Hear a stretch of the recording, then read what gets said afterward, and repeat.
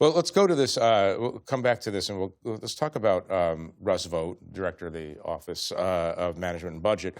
Here, I want you to listen to Senator Mike Lee and then Speaker Johnson discussing Russ Vote and what he's aiming for. Russ Vote, the OMB director, has been dreaming about this moment, preparing this moment since puberty. Russ Vote has a plan, and that plan is going to succeed in further empowering Trump. This is going to be the Democrats' worst nightmare. Russ takes no pleasure in this. Russ wants to see a smaller, more efficient, more lean, effective federal government as we do, but he doesn't want people to lose jobs. He doesn't want to do that, but that's his responsibility. I can only speak for myself. Look, puberty was a long time ago for me, but I remember when I was undergoing puberty, I wanted to slash the workforce at Medicare and Medicaid myself personally. I know that was my big thing. But all right, so this is a guy who was a key architect of Project 2025, something that was disavowed by the president during the campaign, and now he's embracing it again. Andrew, I'll stay with you just for a minute. Russ Vote, what is motivating him here? And I guess the pertinent question is, how important is he actually in this drama? He's really a central player, probably the central player in the executive branch, aside from the president himself. He has an immense amount of power, and Senator Lee is correct that this is something that Russ Vote has wanted to do for a very long time. He was Wait, can you adjudicate? Is he getting pleasure from it, or is he not getting pleasure from it? I think he's definitely getting pleasure from it, because I think we've seen, even before the shutdown, they were canceling projects, they were rescinding funding, right? And that's part of what Democrats are saying in response to this, this targeting of blue states, is that yes, it's bad, but he's been doing it whether we're in a shutdown or not. And that is part of actually what's motivating Democrats to fight harder right now, because their whole view right now is, why would we vote to fund the government? They say, some of them say it's Trump's government, which is being so lawless and doing so many terrible things. And then they're going back on these deals that we strike here on Capitol Hill. I mean, we haven't seen that before, where there's a bipartisan deal reached on Capitol Hill and the administration just completely either ignores it or tries to rip it apart. Right. Ashley, who is Russ Vote? What does he want? I mean, he wants, as I mentioned at the beginning, sort of the deconstruction of the administrative state, of the federal bureaucracy. What are the ideological roots of this? He's incredibly conservative. He worked in Trump's first so there are some people, including Stephen Miller, but there are not actually a ton of people who worked in the first Trump administration and then came back for a second tour of duty. But Russ Vote is one of them. And he came back, like the president himself, sort of stronger, bolder, more empowered, more creative with his interpretations of laws and what's acceptable than ever. And he used those Russ Vote, faster and furiouser. Yes. Yeah.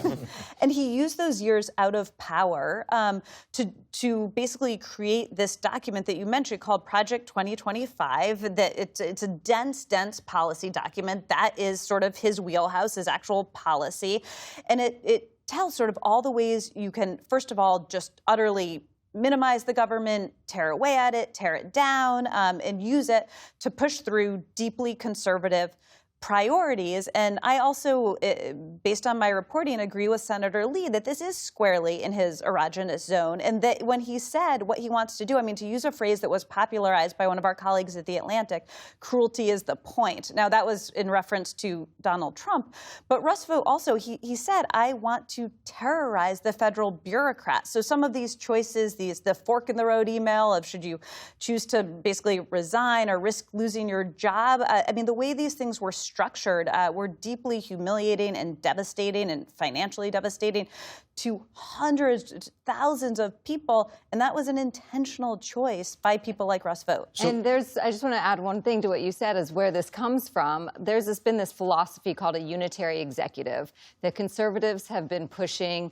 very quietly on the fringes for decades. But Russ Vote is a huge believer of that. And what that is a massive expansion of the president, of the powers of the president, and weakening the other branches of government and the administrative state. But let me ask a dumb question then, Yeah. Tolu. If you want to expand the power of the presidency, why would you fire everyone who works in the executive branch? Well, it's a good question, but I recognize that you're not his spokesman. Well, Trump and Russ Vote are aligned on the idea of expanding power within the executive branch. They are not necessarily aligned about what you do with that power. Russ Vote wants to get rid of these bureaucrats. He wants to fire people. He wants people to be out of their jobs. Trump, not necessarily in favor of all of that all the time. He knows that there's going to be blowback, and I think what you've heard from Speaker Mike Johnson was some of the political maneuvering, saying, you know, maybe we shouldn't be so gung-ho about firing thousands of people, Americans who work for the government, who generally are, you know, polled pretty well, or seen in a sympathetic light because of the people who, you know, make sure that Social Security checks go out and make sure that the government is working the way that it's supposed to.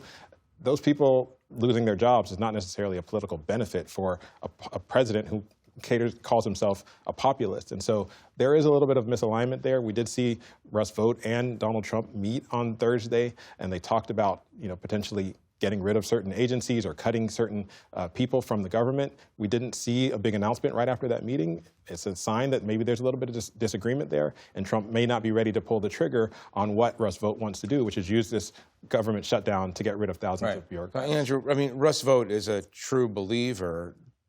Donald Trump believes in polls and in winning 2026. The question is, for both parties, what's the end goal apart from not being blamed for something bad that happens in the next couple of weeks? Well, I think the goal for Republicans right now is to, A, reopen the government and get the sort of political, or in their view, maintain the political upper hand over Democrats, because they are truly very comfortable. I think Leanne can speak to this too. They are extremely comfortable in their position right now. They're saying essentially, like, you have to reopen the government. Right now, we are not going to negotiate on any of these side issues until that happens, which again reminds you of the posture that Democratic leaders had during previous shutdowns. Democrats, on the other hand, you saw Chuck Schumer as recently as a few hours ago here saying that he believes that public pressure will build on Republicans to eventually allow a deal on these Obamacare premium tax credits. And frankly, Schumer is right. He's right in the sense that Republicans know that this is a political vulnerability for them. At the same time, there's very little support for extending that policy within the House Republican Conference and the Senate Republican Conference. The only way you actually get a deal and get Republicans to support something like that is for Donald Trump to pick up the phone and call them, and which, by the way, he's shown he's been able to do in the past. Why has every single Republican in the House of Representatives this year voted for a CR, for example? There are Republicans who said in the past, those same Republicans, over my dead body will I vote for a CR or a stopgap funding bill. They voted for it because Donald Trump told them to. Okay. Exactly. Yeah. The Democrats are structurally incapable of, quote unquote, winning in the sense that they don't control Congress and they don't control the White House. And obviously the Supreme Court, it doesn't generally lean in their direction. Put that aside for a minute. Why are they doing this? Well, they are actually relatively comfortable in their position, too. Their base is happy? Their base is happy. They are returning the issue. They're returning the conversation to an issue that is good for them. Healthcare is like the one remaining issue that Democrats are still popular with voters on. This is very reminiscent of 2018, a midterm election, which was focused in large part over Obamacare after Republicans tried to repeal it and failed, et cetera, et cetera. And so this is getting them to an issue. It's interesting. Obamacare is kind of popular.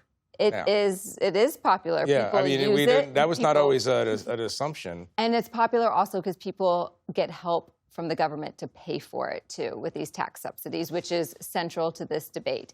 And so there's there's that. The party is, for the first time in quite a while, we've seen united on a message. They usually have been so bad at message discipline, talking about, cost of living, immigration, the border, climate change, all sorts of things. And so the party feels very good right now that they are in a spot. You look at all of the polling, there hasn't been a lot, but there's been 3 or 4 polls that have come out on who is to be blamed for a government shutdown. And in every single poll, Republicans are currently being blamed right now. And so as they, Democratic sources tell me that they are watching the polling extremely closely. Democratic groups have polling coming out of their own twice a week now. And once those numbers start to crater for Democrats, we might see a shift. But right now, they feel good. It's also important to know that Democrats are also looking at how Trump is weaponizing this shutdown against their constituents. I talked to Senator Mark Warner earlier this week, and he talked about how right now his constituents, he's from Virginia, a lot of his constituents are federal workers. He said right now they're telling him to keep fighting, but he didn't know if in 2 weeks, 3 weeks, if this government shutdown goes on and they don't get their paychecks, if they're going to still want him to fight and hold the line on this government shutdown. So they are watching to see the various projects that are being taken away, the people who are potentially going to be laid off, and whether or not they think that this fight is worthy. I want to shift the conversation to push-ups and sit-ups for a moment. I want to talk about the extraordinary meeting. It's hard to believe that this was also this week. Extraordinary meeting that the Secretary of Defense, which he calls himself Secretary of War, though Congress has not approved that change yet, Pete Hegseth had with basically the entire corps of generals and admirals. Let's watch one moment from his speech to that group. If the Secretary of War can do regular, hard PT, so can every member of our joint force. Frankly, it's tiring to look out at combat formations, or really any formation, and see fat troops. Likewise, it's completely unacceptable to see fat generals and admirals in the halls of the Pentagon and leading commands around the country and the world. It's a bad look. There's nothing wrong with physically fit generals and admirals and high grooming standards, correct? Why was this so controversial? Well, in what essentially could have been communicated via an email or perhaps a secure video conference call or maybe a tweet, he used tens of thousands of taxpayer dollars to fly in top military brass, millions maybe, who arguably should have been in their theaters in case something happened, to fat shame them, among other things. Well, okay, I see you have an opinion on that. It's red meat for conservatives, too, what he just said. I mean, like the conservative cultural right, I mean, they eat this stuff up. They love this. I talked to a Republican senator this past week who said, you know, he joked that basically we've been trying to get explanations out of him for legal justifications for these strikes on drug cartel boats off of Venezuela. But he's going there and giving speeches like this instead. I mean, it's about how are you using your time, right? Right. It's also important to remember that Pete Hegseth is a former Fox News personality. He does not have a lot of military philosophy background, and so he's focusing on the thing that he can. Physics and the physical look of things and the optics. And he serves a president who cares about people looking like they come out of central casting. And so he's playing to the president's strengths. He's also playing to his own strengths, maybe trying to cover up some of his own weaknesses. Speaking before 3- and 4-star generals, he may have a little bit of insecurity there, and focusing on something that he can talk about, which is, you know, I can do push-ups and I can do pull-ups, as opposed to talking about the intricacies of war. That may be an area where he feels a little bit more comfortable. Leanne, last word to you. I mean, does this performance, and again, you have to separate some of the aspects of it out. Of course, physical fitness is important. Of course, grooming standards are important. But to Ashley's point, it did seem like a strange cause to gather the nation's top military leaders together. Does this undermine his position with the generals and the admirals? You know, my colleague Julia Yaffe had a great piece about this, where she spoke to current and former members of the military who said, look, this is fine, a fine message, but this is not the priority of the military right now. There's a lot of issues to deal with. We're going to have to leave it there for now. I do want to get back to this subject because his leadership of the department is fascinating.